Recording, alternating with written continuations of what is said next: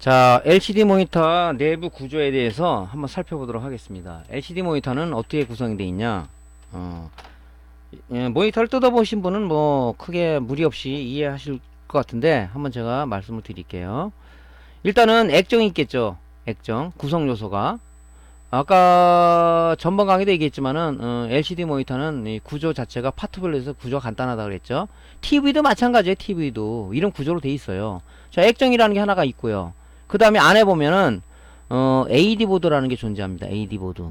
그 다음에 립스 보드라는 게 있어요. 립스 보드. 립스 보드는 파워 서플라이 전원 공급 장치하고 인버터가 통합되어 있는 보드를 우리가 립스 보드라고 한다. 그죠? 립스 보드.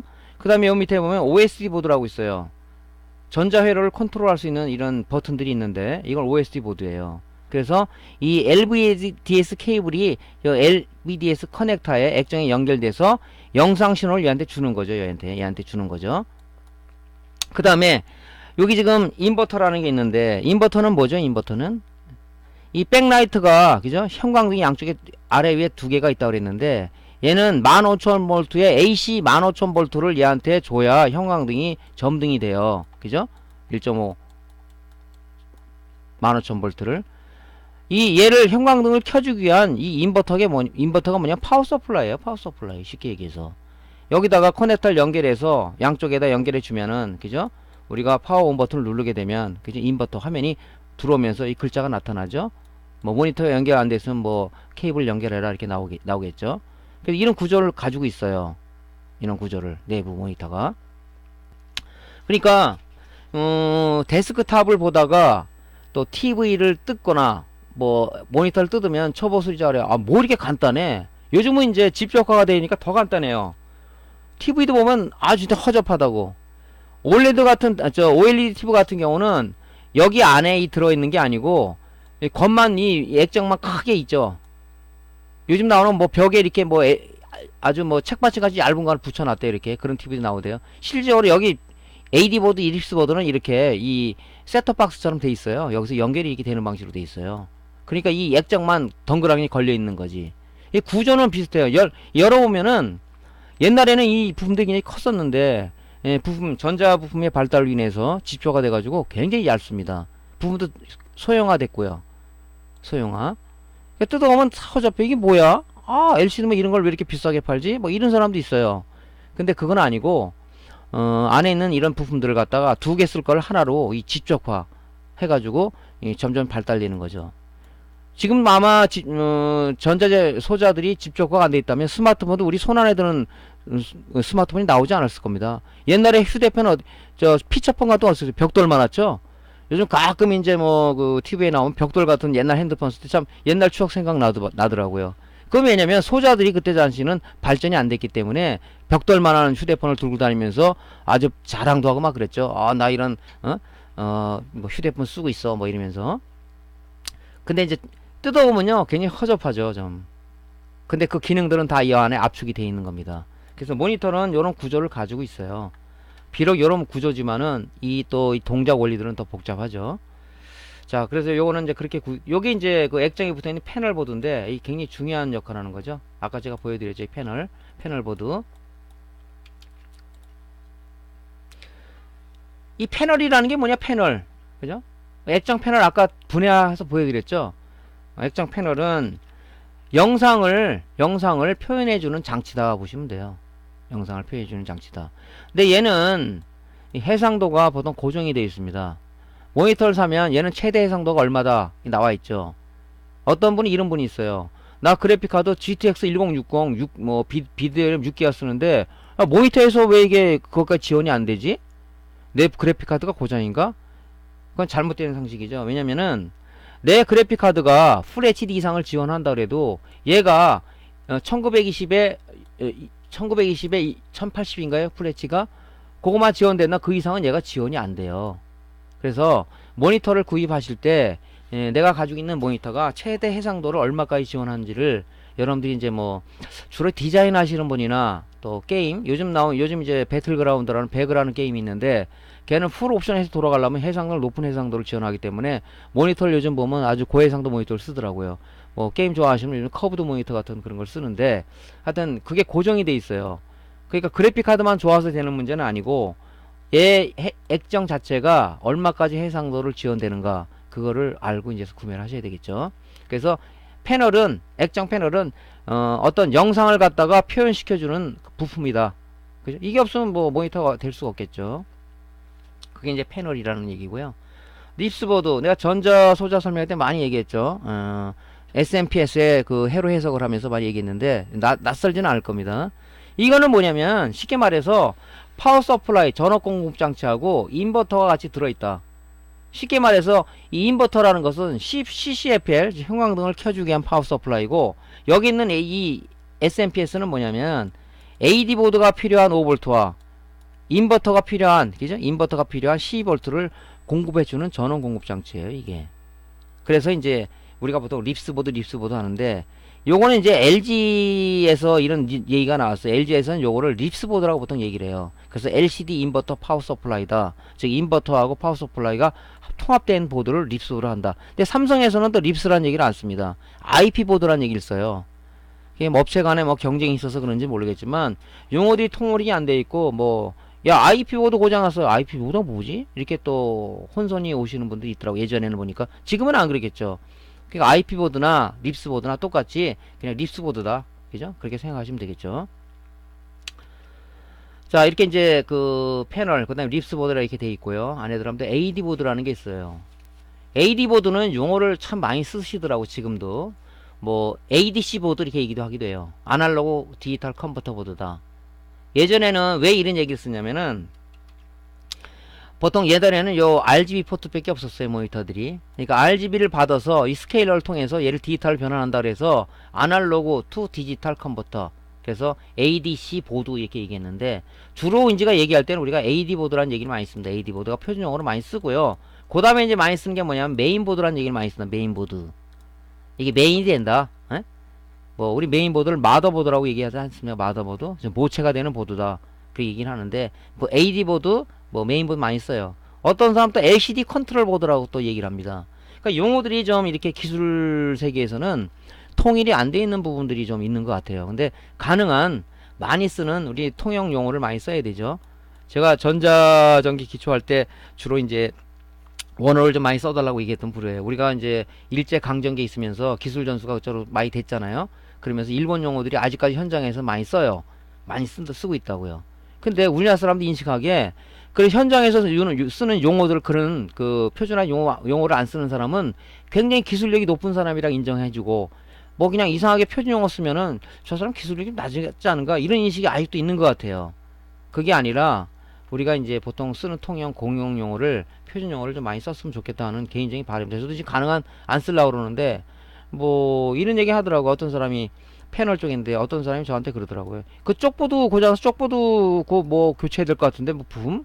쪽보드가 뭐야 그랬더니 뭐야 쪽보드가 그랬더니만 아 패널 쪽에 붙어있는 거 야 그게 패널 보드라고 표현하지 뭐 쪽보드가 뭐야 쪽보드가 어? 그러면 안 된다 하네 했더니만 아 그렇게 용어를 써요 그러더라고. 근데 그거 영 듣기가 안 좋더라고요. 패널 보드라고 얘기했죠. 패널 보드 쪽보드가 아니라. 그래서 아직도 우리 기술 세계에서는 용어들이 통일이 안 돼 있고 뭐 그런 용어를 쓰면은 아 그 사람이 기술력이 높은가? 쟤는 다른 용어 쓰네? 그렇다는 건 아니에요. 그래서 용어는 좀 표준을 쓸 필요가 있다. 그래서 이제 제가 볼 때는 이게 AD 보드 내지는 메인 보드라고 얘기하는 게 맞는 것 같습니다. 그래서 AD 보드는 이 종류가 많아요. 보통 이제 그 AV 단자라 해가지고 옛날에 이제 차량용 같은데 또 CCTV에는 이런 그 컴포지트 단자, SBD 단자가 이렇게 있는 걸 많이 썼죠. 근데 우리 가정에서 쓰는 건 이게 별로 많이 없죠. 근데 이제 TV 같은 데는 요즘 나오는 거는 옛날 거는 구형은 있어요. 지금 이제 TV 같은데 이게 없고 HDMI 단자하고 USB하고 그래 DVI 포트 정도는 있겠죠. 예전에는 이걸 많이 썼습니다. 주로 이제 CCTV용하고 자동차에 이제 여행하면서 이제 뒤에서 뭐 어떤 비디오를 보기 위해서 이런 이제 이 빨간 거하고 하얀 거 음성 들어가는 거, 그다음에 노란 게 영상이죠. 이런 컴포지트 단자가 달려 있는 거하고 슈퍼 비디오 단자를 쓰는 이런 거 썼습니다. 예전에 에디보드를. 근데 지금은 뭐 거의 안 쓰고 있죠. 그죠? 그래서 이제 그런 용도로 썼고 지금은 다 이제 이런 형식이죠. D서브 단자 하나에다가 DVI에다가 이렇게 두 개가 돼 있죠. 근데 요즘 이제 나오는 것은 RGB라는 이 D서브 단자를 우리가 RGB라고 얘기하죠. 얘는 아날로그 올리죠. 아날로그. 아날로그 방식은 지금 사라지고 있습니다. 그래서 요즘 나온 모니터는 얘는 지금 거의 없다고 봐야죠. DVI 단자하고 HDMI가 두 개가 있는데 DVI 단자도 없어지고 HDMI로 지금 바꿔져 있는 것 같아요. 왜 그러냐면은 DVI는 두 가지가 있어요. DVI I 방식하고 DVI D 방식이 있어요. 예전에는 이 DVI라는 이 포트를 여기다 썼다고요. 얘는 뭐냐면 아날로그하고 디지털 겸용이에요. 이 DVI-D는 뭐냐면 디지털 올리라고요. 그래서 얘 방식은 없어졌고 지금 모니터에 보면은 DVI-D하고 HDMI 두 개가 있는 게 있고 DVI-D가 없고 HDMI 하나만. 삼성 같은 경우는 지금 HDMI 단자 하나밖에 없는 것 같더라고요. 어떤 사람이 그럼 이거 다른 거 난 지금 집에 RGB밖에 없는데 그래픽 카드가 RGB인데 그럼 어떻게 써요 이거? 이제 컨버터라는 걸 쓰면 되죠. 컨버터라는 걸. 예를 들어서 RGB다. 데스크탑에 PC가 RGB로 돼 있다. RGB로 돼 있고 모니터가 HDMI다. 그러면 RGB to HDMI 컨버터를 쓰면 돼요. 왜냐면은 아날로그에서 디지털로 이 젠다로 연결하면 안 되니까 안 되잖아요. 이론상 이 아날로그를 중간에서 컨버팅 해주는 컨버터가 달린 이런 케이블이 따로 있어요. 그죠? 그래서 그걸 쓰면 됩니다. 그래서 이 추세가 그렇게 되다 보니까 뭐 시대 흐름에 따를 수밖에 없는 거죠. 아, 왜 이 RGB를 안 만들어? 왜 이거? 뭐 당연히 내가 없자라 해도 원가 절감을 위해서 이 RGB는 없애는 방식이겠죠. 왜냐면 이 RGB가 있음으로써 여기 또 회로가 또 구성이 되니까 원가가 상승하다 보니까 요즘은 이제 단가는 내리면서 뭐 그런 식으로 이제 메이커에서 만들다 보니까 뭐 불만 삼을 수가 없겠죠. 뭐 내가 제작하는 사람도 아니고. 그래서 AD 보드는 이런 형태로 돼 있다 하는 거죠. 자, 그 다음에 이제 뭐 우리 액정 자체는 자체 발광이 아니라 그랬죠. 자체 발광이 아니다 보니까 이 두 개 이제 뭐 이 CCFL이나 그죠? CCFL이라는 광원이라든가 아니면 LED라는 광원이 들어간다 그랬죠. 그죠? 이 빛을 밝혀줘야 들어가니까. 근데 이제 이 CCFL 방식은 이 인버터라는 게 들어가요. 왜냐면 이 형광등은 직류를 요구하는 게 아니잖아요. 그죠? 얘는 AC를 공급해 줘야 되기 때문에 우리가 12V DC를 받아서 이 안에서 그죠? 스위칭을 해서 이게 트랜스잖아요. 고주파 트랜스, 인버터 트랜스를 통해서 AC를 걸어줘 가지고 여기서 이 권선비에 따라서 여기 높은 15,000V를 여기서 만들어서 어디 공급하냐? 이 CCF를 공급하는 방식이죠. 이게. 그래서 이 CCFL 형광등을 켜주기 위한 파워 서플라이가 인버터다. 쉽게 말해서 그렇게 생각하시면 돼요. 인버터 하니까 용어를 듣고 이게 뭐지? 하는데 형광등을 켜주기 위한 파워 전원 공급 장치구나 이렇게 생각하면 되는데 CCF는 형광이다 보니까 얘는 AC 교류를 공급해 줘야 되니까 여기서 이거를 그래서 DC AC 컨버터다 얘기하는 사람도 있어요. DC를 AC로 변환해서 뭐 공급한다. 근데 보통 인버터라는 얘기가 표준 용어겠죠. 그러면 LED는 뭐냐? LED는 이 인버터라는 게 아니라 이 드라이버라는 게 있어요. 드라이버 내지 컨버터라는 얘기 쓰는데 얘는 교류를 구해주는 게 아니라 DC를 공급해 줘야 되잖아요. LED는 이 전자 소자하기 때문에 플러스 마이너스 극성이 있어요. 그죠? 그러니까 DC를 공급해 주다 보니까 이 트랜스가 없어. 트랜스가 그죠? 모양은 이렇게 생겼는데 이게 없어. 이게 바로 드라이버 내지는 컨버터라는 거예요. 12V를 받아서 그죠? DC를 갖다가 스위칭을 해서 다시 DC를 높은 거로 승합을 해서 PWM은 뭐라 그랬죠? PWM은 그죠? 어떤 그 드레인에 FET 드레인에 걸리는 스위칭을 해가지고 그죠? 높은 전압을 만들어줄 수도 있다고 그랬죠. 그래서 이제 드라이버나 컨버터를 통해서 여기다가 이제 LED에다가 LED 바에다가 이제 전원을 공급해 주는 거죠. 얘는 15,000V 공급해 주다가 500V 떨어져서 표준으로 공급해 주는데 LED 백라이트 같은 경우는 LED 개수에 따라서 이 전류의 전류가 더 많이 먹히고 적게 먹히잖아요. 그에 따라서 이제 또 이 공급 장치 좀 틀리겠죠. 그래서 단지 그거만 바뀐 거예요. CCFL은 뭐 인버터라는 공급 장치가 있고 LED다 그러면 이 드라이버 보드라는 게 있어서 뭐 거기서 공급한다. 단지 이 보면 인버터인데 왜 트랜스가 없지? 그게 이제 LED 모니터게 얘가 필요 없는 거야. 이 교류를 변화시켜 주는 거야. 트랜스는 직류를 걸어주게 되면은 유도기 전력이 2차 측에 나오지 않습니다. 트랜스의 원리를 얘기해 줬죠. 항상 1차 측에 플러스 마이너스 플러스 변하는 교류를 걸어줬을 때 상호 인덕턴스에 의해서 유도기 전력이 2차 측에 발생이 된다. 그래서 그걸 이용해서 권선수에 따라서 강압을 시키든가 승합을 시키든가 쓰는 것이 우리의 이 트랜스의 원리다 하는 얘기를 분명히 제가 말씀드렸습니다. 그래서 그거는 인버터라는 것은 CCFL 광원을 켜주기 위한 전원 공급 장치다. LED는 드라이버라는 컨버터라는 것이 직류를 공급해주는 그런 전원 공급 장치다 이렇게 생각하시면 되겠습니다. 나중에 LED를 얘기할 때 한 번 더 말씀을 드리겠습니다. 자, 그다음 마지막으로 구성된 게 이제 OSD 보드라고 그랬죠. OSD 보드. 자, OSD 보드. 온 스크린 디스플레이 약자인데요. 이런 거 많이 봤죠. 여기 보면은 여기 버튼이 몇 개 달려 있고, 그죠? 그다음에 LED가 달려 있고, 여기 이제 케이블형에서 이게 AD 보드로 연결되겠죠. 그죠?